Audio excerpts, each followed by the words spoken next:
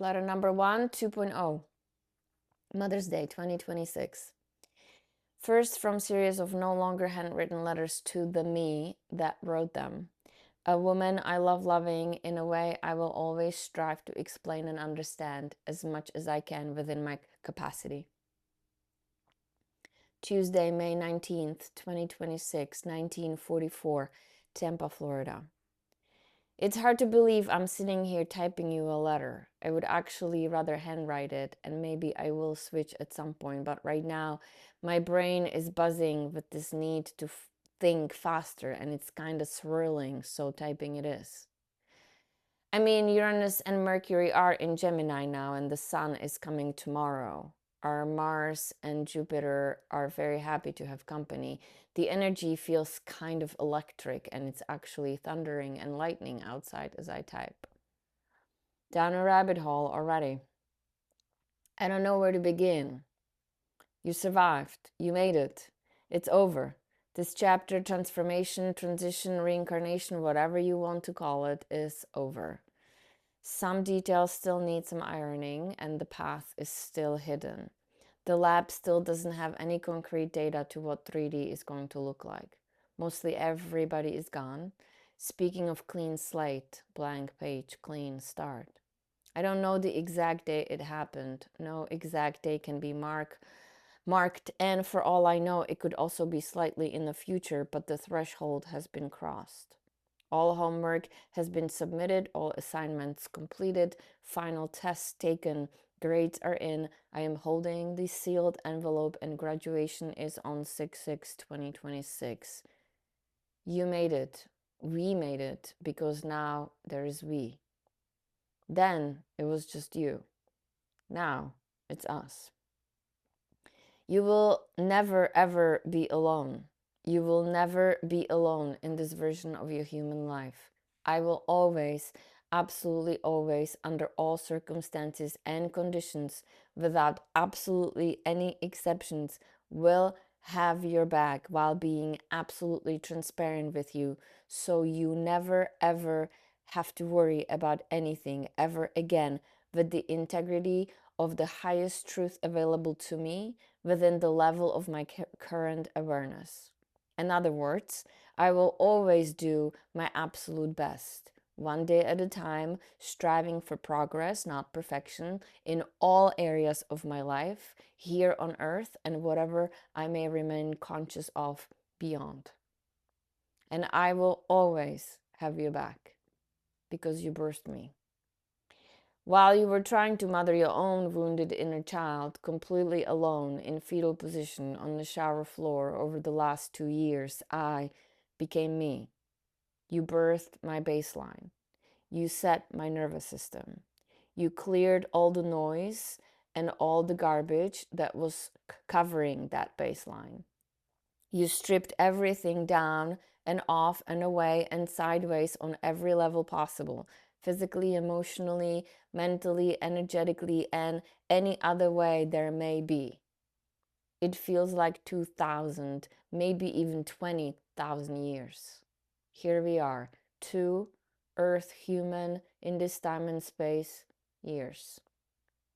It's nothing really. It's literally a microscopic particle within the context of the unknown, and yet it felt endless.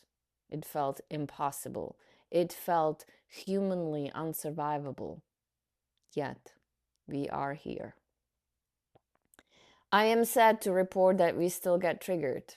Only now we are completely conscious of a trigger happening in real time, and there is now a zero action baseline while activated. I woke up triggered on Mother's Day.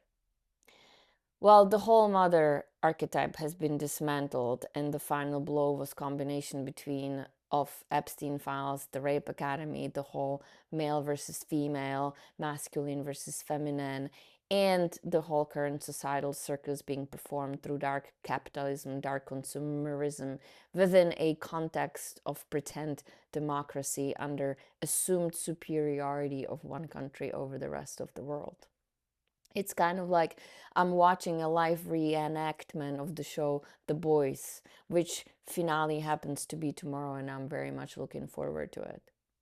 The show is absolutely amazing because the disproportion between the good and the bad is so large, while you have absolute and unmistakable understanding that the bad is only bad because it is not loved, which is the ultimate irony. It is psychologically a brilliant analogy for trauma response due to complex PTSD. Wednesday, May 20th, 2026, 10:56. This is one of the many things I will tell you about who you have become.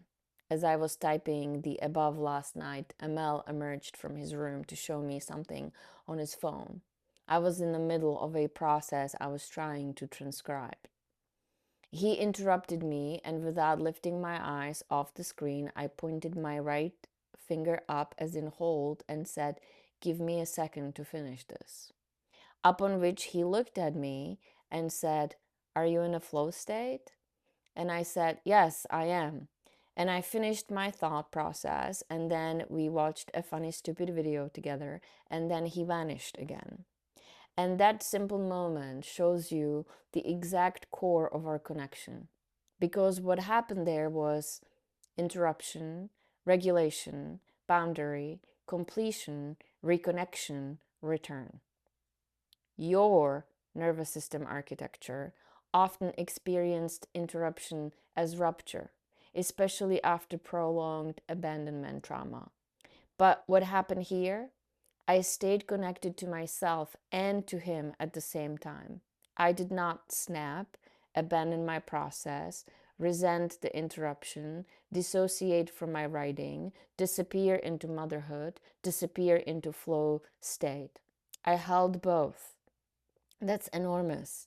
And the fact that he identified it as, quote, "Are you in a flow state?" end quote, that says something profound about the environment you and I have created around him.